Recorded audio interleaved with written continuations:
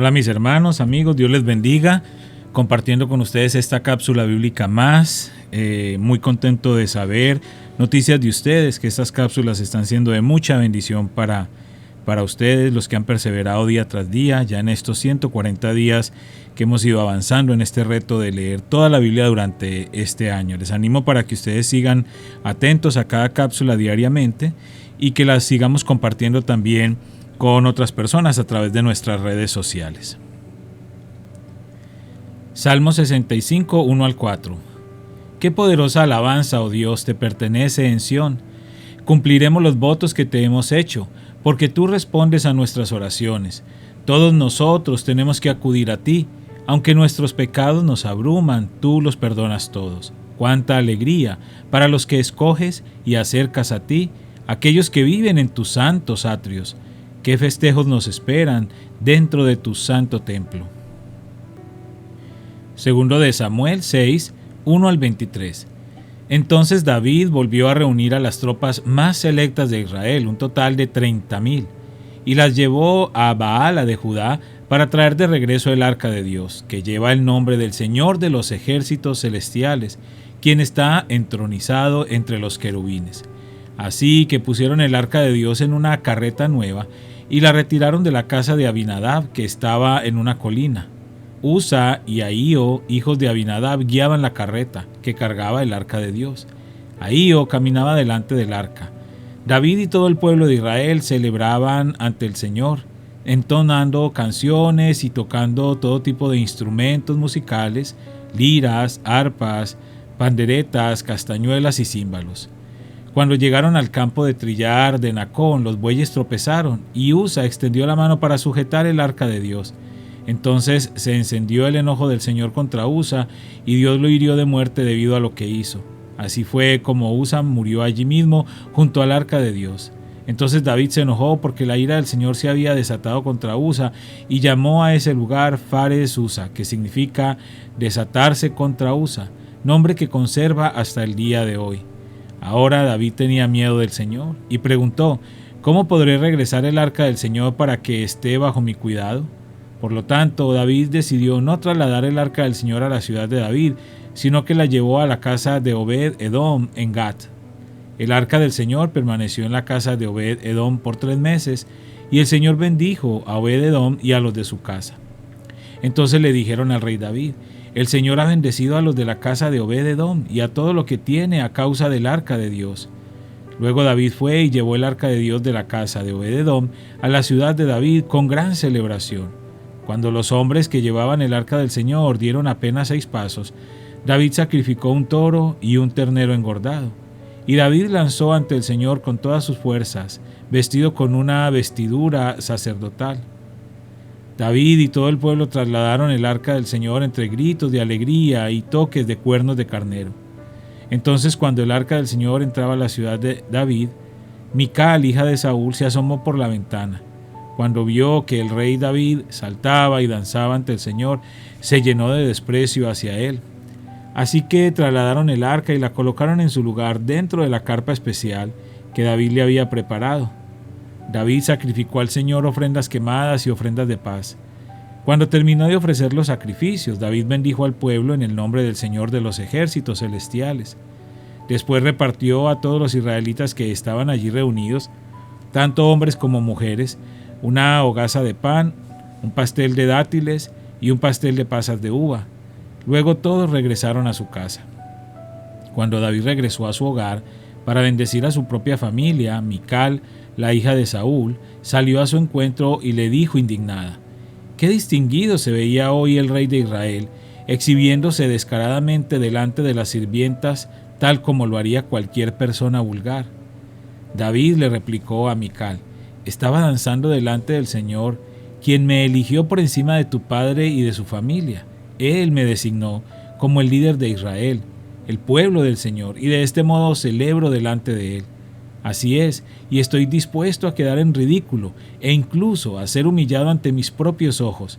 Pero esas sirvientas que mencionaste de seguro seguirán pensando que soy distinguido». Y Mical, la hija de Saúl, nunca tuvo hijos en toda su vida. Segundo de Samuel 7, 1 al 29.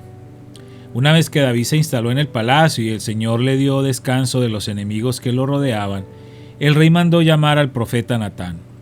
«Mira», le dijo David, «yo vivo en un hermoso palacio de cedro, mientras que el arca de Dios está allá afuera en una carpa». Natán le respondió al rey, «Adelante, haz todo lo que tienes pensado porque el Señor está contigo». Pero esa misma noche el Señor le dijo a Natán, «Ve y dile a mi siervo David, esto ha declarado el Señor.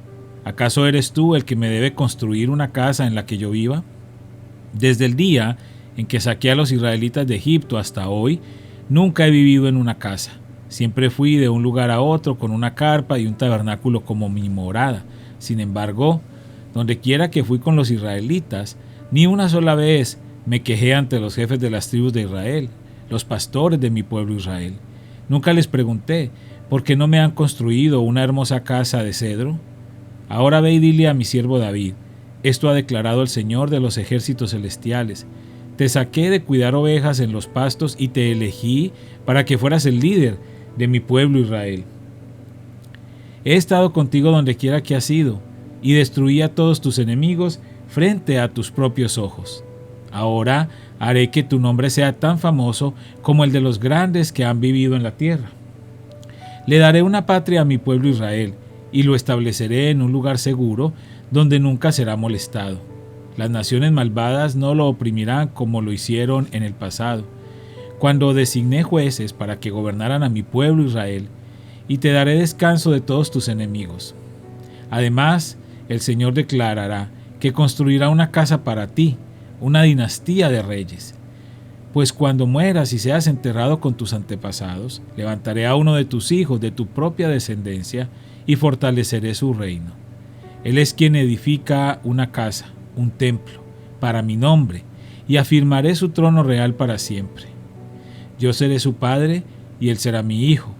Si peca, lo corregiré y lo disciplinaré con vara, como lo haría cualquier padre. Pero no le retiraré mi favor como lo retiré de Saúl, a quien quité de tu vista. Tu casa y tu reino continuarán para siempre delante de mí, y tu trono estará seguro para siempre. Entonces Natán regresó a donde estaba David y repitió todo lo que el Señor le había dicho en la visión. Entonces el rey David entró y se sentó delante del Señor y oró. ¿Quién soy yo, oh Señor soberano, y qué es mi familia, para que me hayas traído hasta aquí? Y ahora, Señor soberano, sumado a todo lo demás, hablas de darle a tu siervo una dinastía duradera. ¿Tratas a todos de esta manera, oh Señor soberano? ¿Qué más puedo decirte? Tú sabes cómo es realmente tu siervo, Señor soberano. Debido a tu promesa y según tu voluntad hiciste todas estas grandes cosas y las diste a conocer a tu siervo. Qué grande eres, oh Señor soberano. No hay nadie como tú. Nunca hemos oído de otro Dios como tú. ¿Qué otra nación sobre la tierra es como tu pueblo Israel? ¿Qué otra nación, oh Dios, has redimido de la esclavitud para que sea tu pueblo? Te hiciste un gran nombre cuando redimiste a tu pueblo de Egipto. Realizaste imponentes milagros y expulsaste a las naciones y a los dioses que le impidieron el paso. Hiciste de Israel tu pueblo para siempre y tú, oh Señor, llegaste a ser su Dios. Y ahora, oh Señor Dios, yo soy tu siervo. Haz lo que prometiste respecto a mí y a mi familia. Confírmalo como una promesa que durará para siempre. Que tu nombre sea honrado para siempre, de modo que todos digan, el Señor de los ejércitos celestiales es Dios sobre Israel. Que la casa de tu siervo David permanezca delante de ti para siempre. Oh Señor de los ejércitos celestiales, Dios de Israel, yo me he atrevido a elevarte esta oración porque le revelaste todo esto a tu siervo con las siguientes palabras. Construiré una casa para ti, una dinastía de reyes. Pues tú eres Dios, oh Señor soberano, tus palabras son verdad, y le has prometido estas cosas buenas a tu siervo. Ahora que te complazca bendecir la casa de tu siervo, para que permanezca para siempre delante de ti. Has hablado, y cuando concedes una bendición a tu siervo, oh Señor soberano, es una bendición eterna. Segundo de Samuel 8, 1 al 18.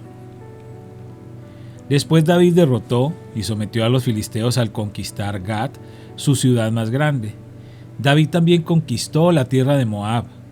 Hizo que la gente se acostara en el suelo en una fila, y con una soga los midió y los separó por grupos.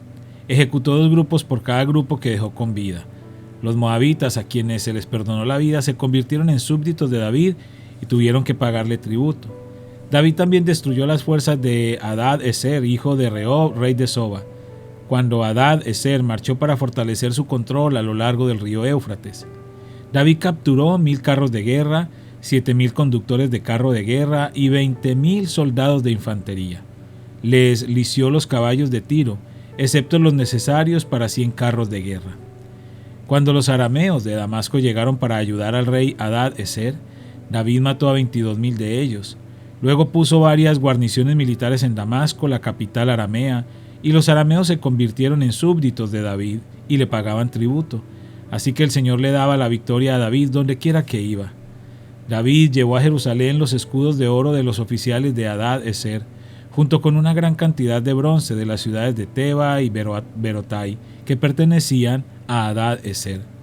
Cuando Toi, rey de Hamat, se enteró de que David había destruido a todo el ejército de Hadad-Ezer, envió a su hijo Joram para felicitar al rey David por su exitosa campaña. Hadad-Ezer y Toi habían sido enemigos y con frecuencia estaban en guerra. Joram le obsequió a David muchos regalos de plata, de oro y de bronce. El rey David dedicó todos estos regalos al Señor, así como lo hizo con la plata y el oro de las demás naciones que había derrotado: de Edom, de Moab, de Amón, de Filistea y de Amalek, y de Hadad-Ezer, hijo de Rehob, rey de Soba. A raíz de esto, David se volvió muy famoso. Después de su regreso, aniquiló a 18,000 edomitas en el Valle de la Sal, puso guarniciones militares por todo Edom, y los edomitas se convirtieron en súbditos de David. Es más, el Señor le daba la victoria a David donde quiera que iba. De modo que David reinó sobre todo Israel e hizo lo que era justo y correcto para su pueblo. Joab, hijo de Sarbia, era el comandante del ejército. Josafat, hijo de Ahilud, era el historiador del reino. Sadoc, hijo de Ahitob, y Ahimelech, hijo de Abiatar, eran los sacerdotes. Seraías era el secretario de la corte. Benaía, hijo de Joiada, era el capitán de la guardia personal del rey, y los hijos de David servían como líderes sacerdotales. Hechos 15, 1 al 11. Cuando Pablo y Bernabé estaban en Antioquía de Siria, llegaron unos hombres de Judea y comenzaron a enseñarles a los creyentes: a menos que se circunciden como exige la ley de Moisés, no podrán ser salvos. Pablo y Bernabé no estaban de acuerdo con ellos y discutieron con vehemencia. Finalmente, la iglesia decidió enviar a Pablo y a Bernabé a Jerusalén, junto con algunos creyentes del lugar, para que hablaran con los apóstoles y con los ancianos sobre esta cuestión. La iglesia envió a los delegados a Jerusalén, quienes de camino se detuvieron en Fenicia y Samaria para visitar a los creyentes. Les contaron, para alegría de todos, que los gentiles también se convertían. Cuando llegaron a Jerusalén, toda la iglesia, incluidos los apóstoles y los ancianos, dio la bienvenida a Pablo y a Bernabé, quienes les informaron acerca de todo lo que Dios había hecho por medio de ellos. Pero después algunos creyentes que pertenecían a la secta de los fariseos se pusieron de pie e insistieron: los convertidos gentiles deben ser circuncidados y hay que exigirles que sigan la ley de Moisés. Así que los apóstoles y los ancianos se reunieron para resolver este asunto. En la reunión, después de una larga discusión, Pedro se puso de pie y se dirigió a ellos de la siguiente manera: hermanos, todos ustedes saben que hace tiempo Dios me eligió de entre ustedes para que predicara a los gentiles a fin de que pudieran oír la buena noticia y creer. Dios conoce el corazón humano y Él confirmó que acepta a los gentiles al darles el Espíritu Santo, tal como lo hizo con nosotros. Él no hizo ninguna distinción entre nosotros y ellos, pues les limpió el corazón por medio de la fe.